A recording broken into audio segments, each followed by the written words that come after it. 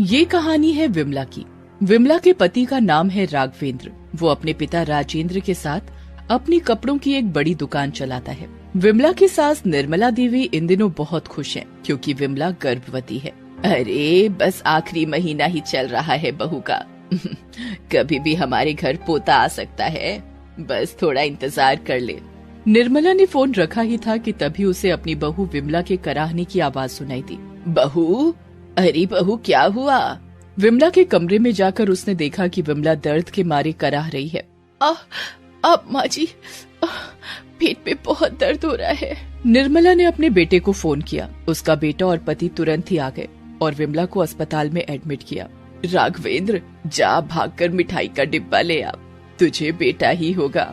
अपनी पत्नी और बेटे की बात सुनकर राघवेंद्र के पिता राजेंद्र ने अपनी पत्नी से कहा, निर्मला, ये क्या बेवकूफी है? हाँ, ये तो बार बार क्या कहती रहती है, लड़का होगा लड़का होगा। अगर लड़की हो गई तो? अरे शुभ शुभ बोलिए आप, क्यों होगी बेटी? हमारे घर में बेटा ही आएगा। विमला के ससुर को इससे कोई फर्क नहीं पड़ता था कि उसकी बहू को बेटा होगा या बेटी। उनकी नजर में दोनों समान थे, लेकिन उनकी पत्नी और बेटा दोनों को ही एक लड़का चाहिए था। थोड़ी देर बाद अस्पताल की नर्स बाहर आई। मुबारक हो, लक्ष्मी आई है। लक्ष्मी जी, आपकी बहू ने अभी अभी एक लड़की को जन्म दिया है। नर्स की बात सुनकर राघवेंद्र और निर्मला की हालत ऐसी हुई जैसे कि किसी ने उनके सिर पर कोई बड़ा सा पत्थर रख दिया हो। निर्मला की आंखें गुस्से से लाल हो गईं। उसने राघवेंद्र के हाथ से मिठाई का डिब्बा लिया और उसे कूड़ेदान में डाल दिया। अरे पागल हो गई है क्या? है? मिठाई का डिब्बा कूड़े में क्यों डाल दिया? विमला को 1 सप्ताह अस्पताल में ही रहना था। इस बीच एक रात, राघवेंद्र, विमला ने बेटी को जन्म तो दे दिया, लेकिन हम उस मनहूस बच्ची को घर नहीं लाएंगे। तो फिर क्या करना है माँ? हम आज रात ही इस बच्ची को गायब कर देंगे और उसे कहीं फेंक देंगे। अरे 2-3 दिन की बच्ची है, या तो वो खुद मर जाएगी या कुत्ते या कोई जानवर उसे नोच नोच कर मार देंगे।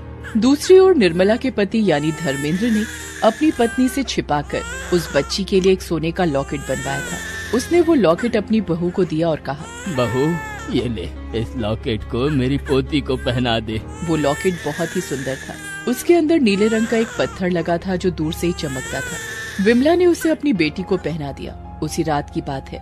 राघवेंद्र ने अस्पताल के स्टाफ को पैसे खिलाकर अस्पताल के सारे सीसीटीवी कैमरे बंद करवा दिए। साहब, मैंने सारे सीसीटीवी कैमरे बंद कर दिए हैं, अब आप लोग अपना काम कर सकते हैं। अरे लेकिन कहीं ऐसा तो नहीं होगा कि जब हम विमला के पास से बच्ची को उठा रहे हो तो वो जाग जाए?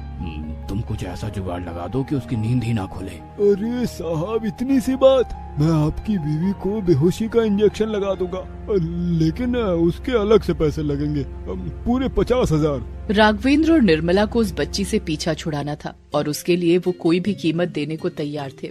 विमला को बेहोशी का इंजेक्शन लगा दिया गया। वो बेहोश हो गई। उसके बाद राघवेंद्र की माँ और उसने नकाब पहना और उस नवजात बच्ची को अस्पताल से उठा लिया। हमें इस बच्ची के जागने के पहले ही इसे कहीं ठिकाने लगाना होगा, नहीं तो अगर ये कहीं जग गई तो बहुत मुसीबत हो जाएगी। वे दोनों उस मासूम बच्ची को एक सुनसान इलाके में ले गए। माँ, ये जगह ठीक लग रही है, हम इस मनहूस बच्ची को यहीं फेंक देते हैं। राघवेंद्र और निर्मला राक्षस बन गए थे।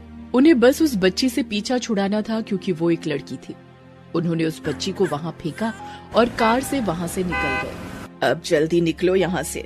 वे वहाँ से निकल गए, लेकिन वो कहते हैं ना, जाको राखी साइयां मार सके न कोई।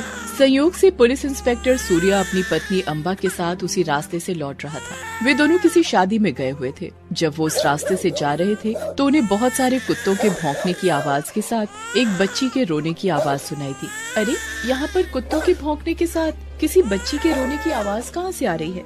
अम्बा ने अभी अपनी बात खत्म भी नहीं की थी कि उसने देखा कि एक नवजात बच्ची सड़क पर कपड़ों में लिपटी रोए जा रही थी और उसे देखकर बहुत सारे कुत्ते भौंक रहे थे। वे कुत्ते उस पर हमला करने ही वाले थे कि सूर्या ने पत्थर उठाकर उन्हें भगाना शुरू कर दिया। भाग भाग चल, भाग भाग। कुछ ही देर में वे कुत्ते गुर्राते हुए वहाँ से भाग गए। सूर्या और अम्बा भागे भागे उसके पास गए। अम्बा ने उसे गले लगा लिया।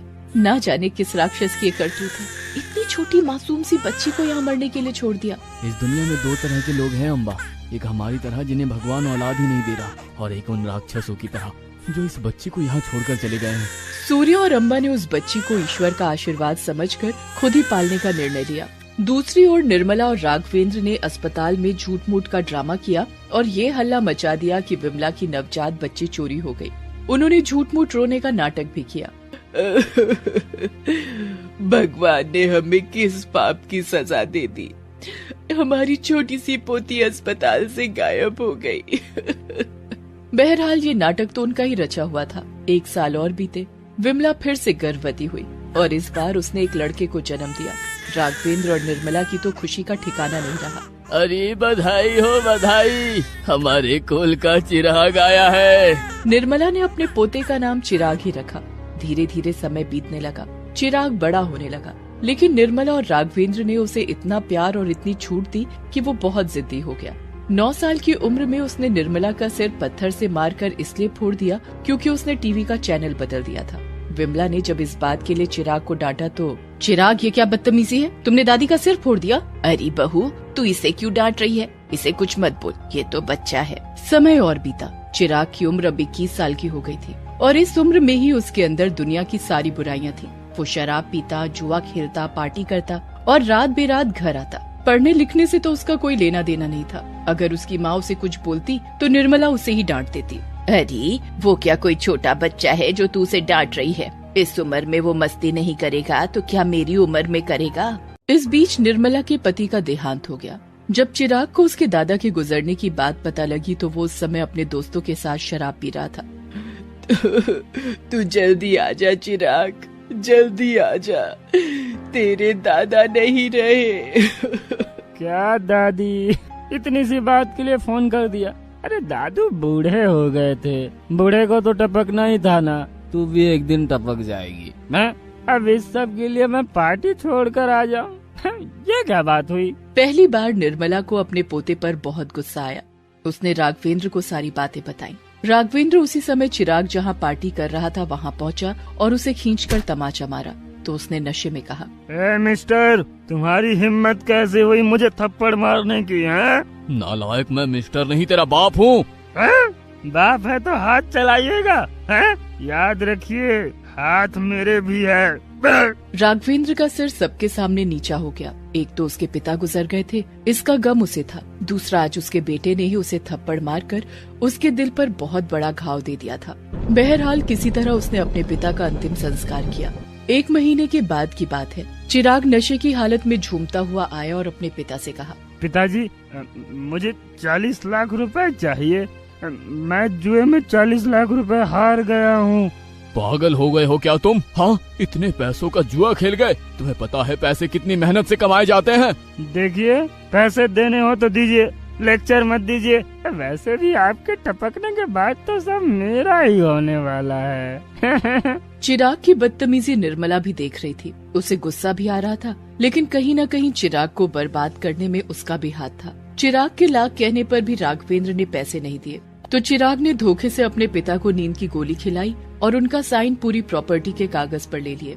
और एक दिन, देखो, ये मेरा घर है, मुझे अपने हिसाब से यहाँ रहना है, इसलिए तुम लोग यहाँ से चले जाओ, नहीं तो मैं धक्के मार कर तुम्हें निकाल दूंगा। निकलो।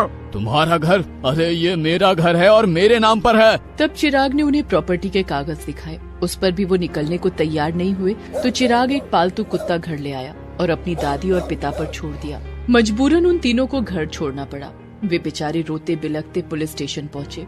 पुलिस स्टेशन में एसपी दिव्या ड्यूटी पर थी।